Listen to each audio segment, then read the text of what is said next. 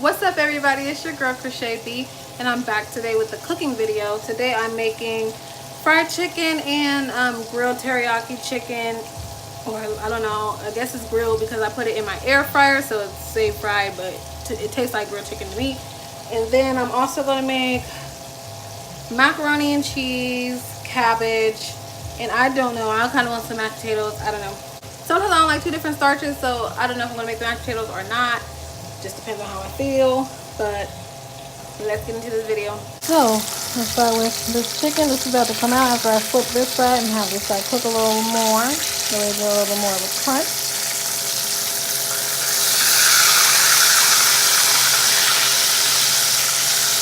Ooh, ooh. There you go. And so all you guys are wondering, why is the chicken like this? Let me grab the other one. Okay, so as far as this chicken, if you see these bags right here, do not mind these bags at all. We're still in the middle of moving, so yeah, so a whole lot of stuff we have not unpacked. So with the chicken, like I said, I got mustard in there, just mustard right now, and then I just mix these up quick, the way each wing, bam, has mustard on it. From there, we're going to do simple pepper. Put some pepper in there, and then all the seasonings that I have are all from Supreme Tradition. So this is garlic salt from Supreme Tradition. We're just going to do just a little bit. We're going to do seasoning salt from Supreme Tradition.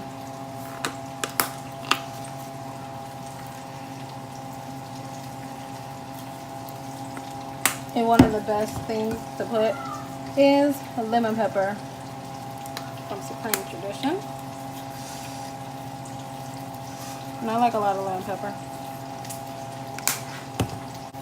So then after I do all that, I remix it up again.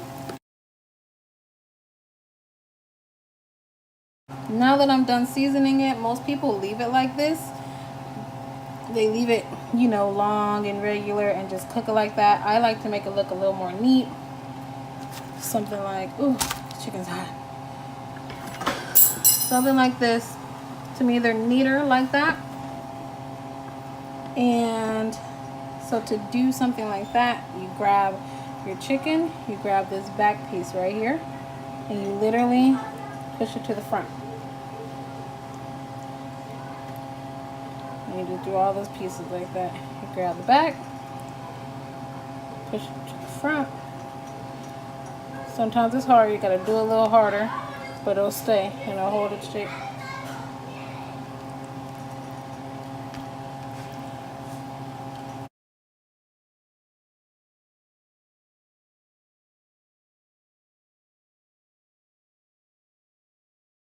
Okay, so from there I have a bag of flour right here, and I just throw all the pieces of chicken in the flour. I usually have a Ziploc bag, but I didn't have a Ziploc bag today, so okay, move. Mix that chicken up, make sure it's all coated, and then you got your evenly coated chicken, and you just gonna throw that chicken in the oil, just like that. And you're just gonna place all the other pieces in there. I like to do them this way, that way they all cook on the same side.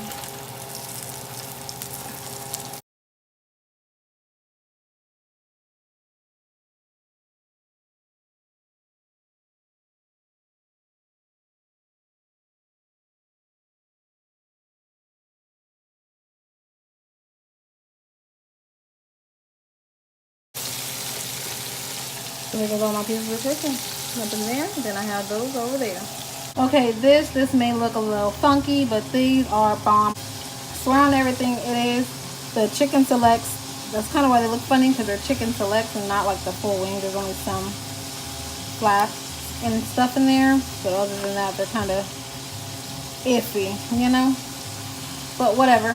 I can't really show you exactly what I did with these. I could just tell you because I've already been marinating these for over an hour. But pretty much it's just a couple of ingredients. It's just regular salt, pepper, teriyaki sauce, and soy sauce. And I don't know exactly how much. I just literally just pour.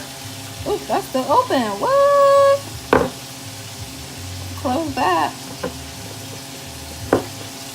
I just pour it on there, and then just a little bit of garlic salt, just to have a little bit of a garlicky taste. But other than that, that's pretty much what it is. I don't have onion powder, but sometimes onion powder, well, I sometimes use onion powder, and it does make it taste a little better. So then I just marinate it for a while. That way it tastes literally like this juice from the inside out. And then I just throw it in my air fryer. Okay, back to my chicken. As you can see, this one opened up.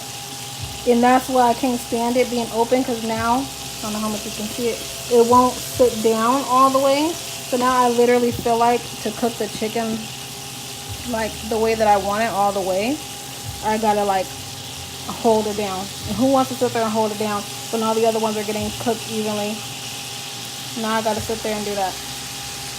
Can't stand it. So it's way better to me if I do it like this. Most people have deeper pots to where they can just throw the whole thing in. I don't, so that's my alteration, I guess. So now I'm just gonna start placing this inside the air fryer. After you let it marinate for about an hour and a half, the flavor is gonna be every single bite all the way to the bone. And we're just gonna pop it in the air fryer like that. And I don't know what number.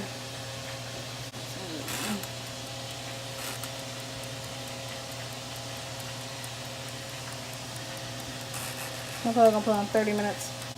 It cooks longer than 30 minutes. I'm just gonna come check on it in 30 minutes. And now I'm gonna go on to my cabbage. Okay, so for my cabbage, I first start off with my bacon.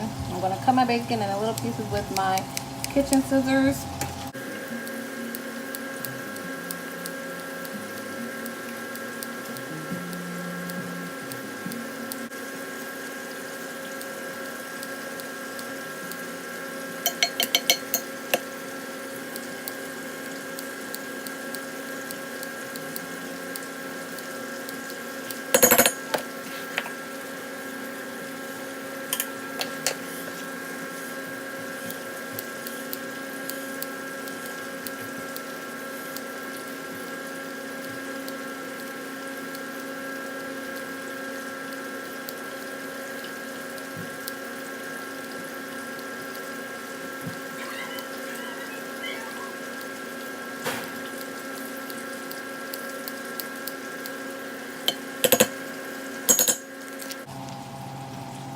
Okay, so I actually have a lot of bacon.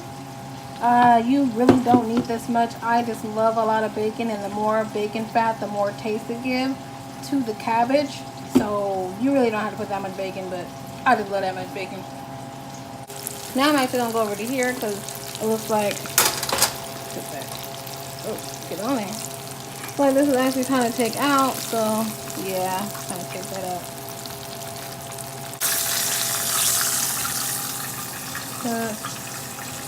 Don't mind this part. I was tasting it, but now there go my chicken.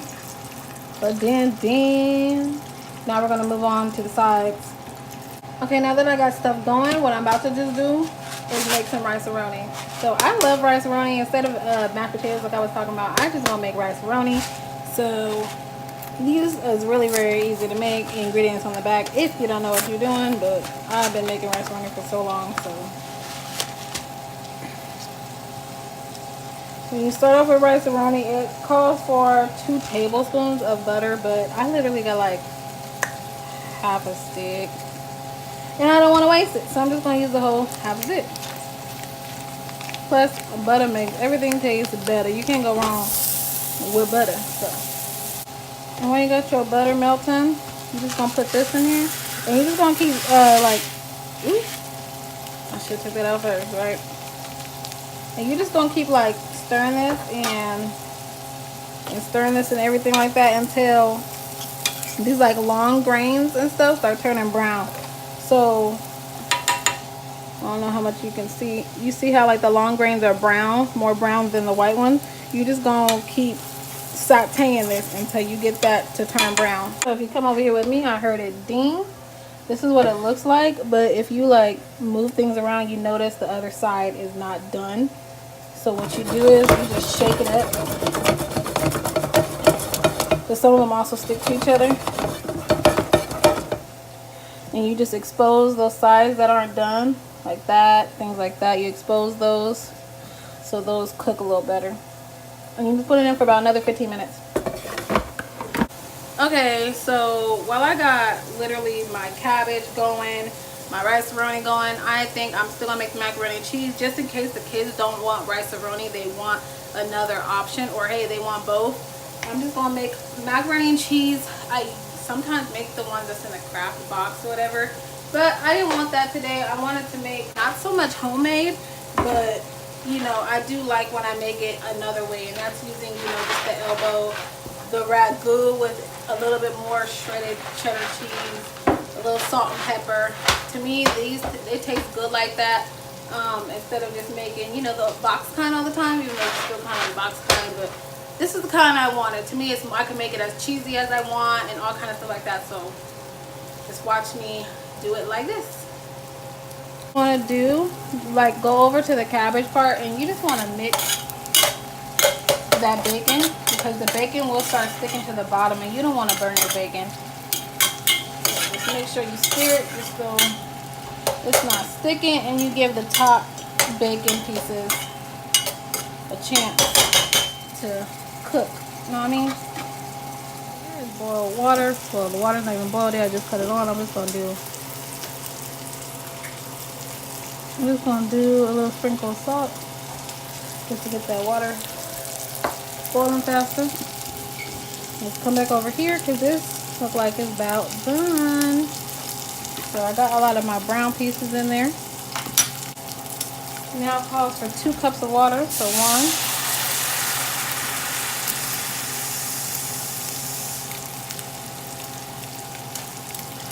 2, and then you just mix this around.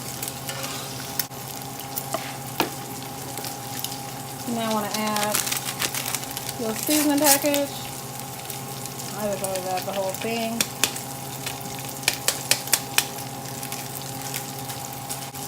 So you just want to mix it.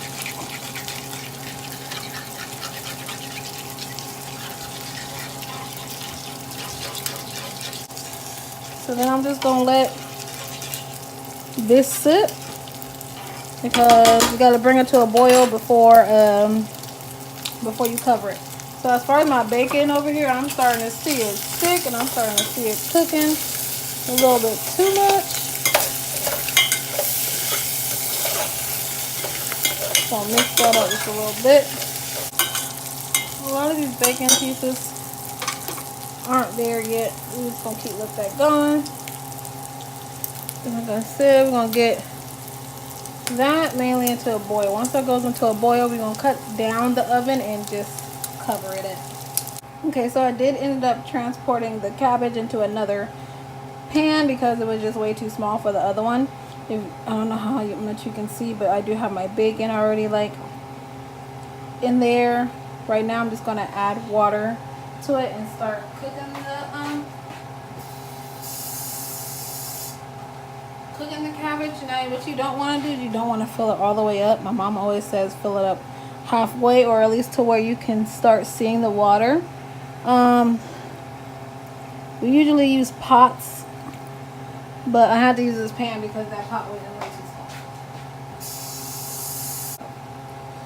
small. And I did wash my cabbage. I cut my cabbage up and I washed it off camera, just because that to me is the boring part. All you do is cut it and wash it. Like, how do you not know how to do that?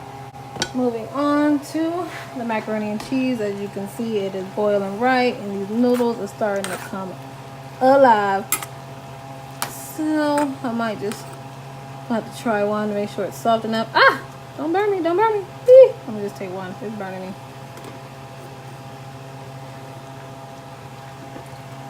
Oh yeah, that's right. So let me drain these noodles and then I'll be right back. I'm not gonna do about 2 teaspoons of butter. 2 tablespoons. You're gonna throw, I'm just eyeballing this. I'm just gonna throw some milk in there. Just gonna start mixing this. Get this butter melted in there and this milk, that way it don't like start sticking to each other. I did cut the eye down on low. Look, I'm dropping stuff. I'm dropping some more noodles. Damn, keep it in the pot. Keep it in the pot. It's the regular.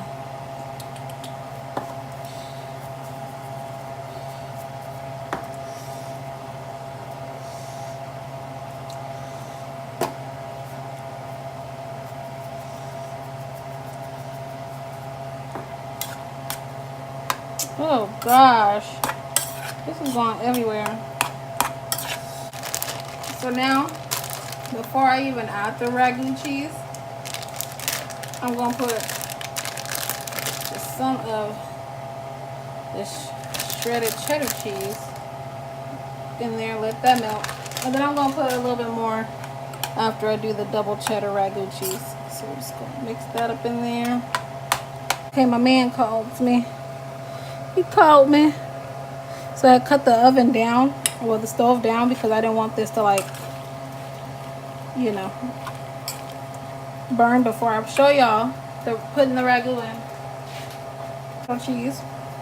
So now, like I said, I'm gonna have this ragu double cheese or double cheddar.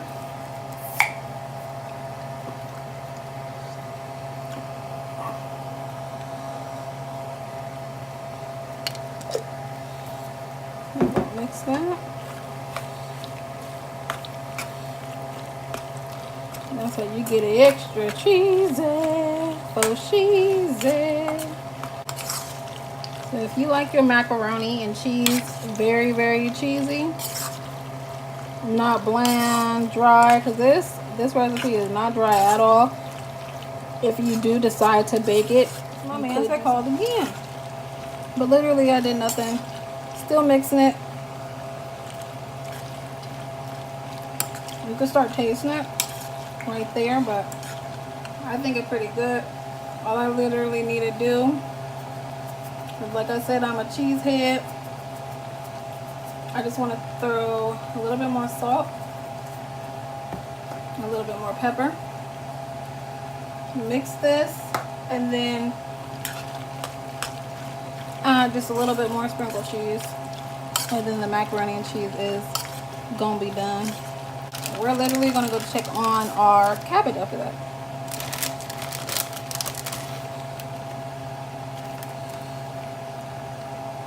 If your macaroni and cheese don't do all this like that,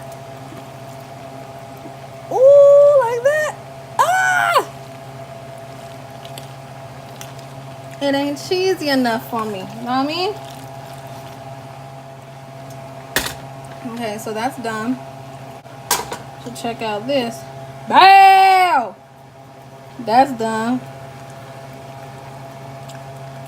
It tastes good too.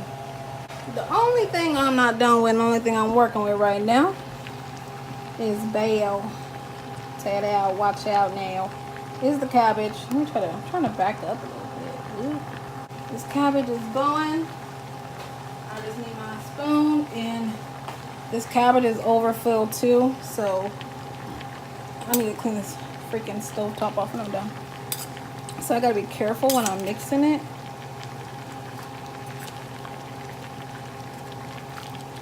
It's starting to get tender. See, look, it's gonna fall out. Stuff is full. That's what happens when you got a family of 6. So there go that bacon. There go that bacon. So what I'm now going to do is I'm going to start seasoning up this cabbage. So basically the same seasons I've been using the whole time. Salt, bail, pepper, bail. You don't really got to use too much seasoning because I love garlic salt in it.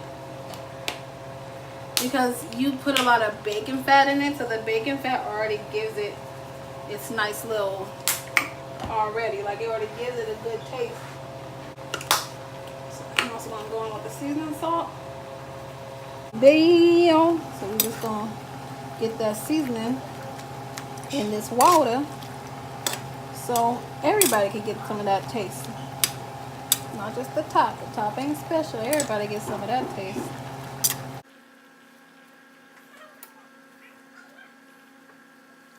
Put on the cabbage, teriyaki wings, chicken, rice-a-roni, and macaroni and cheese.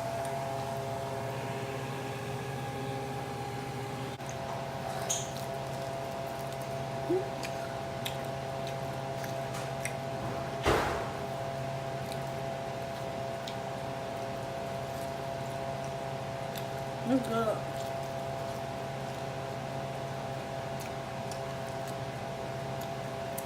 It's good.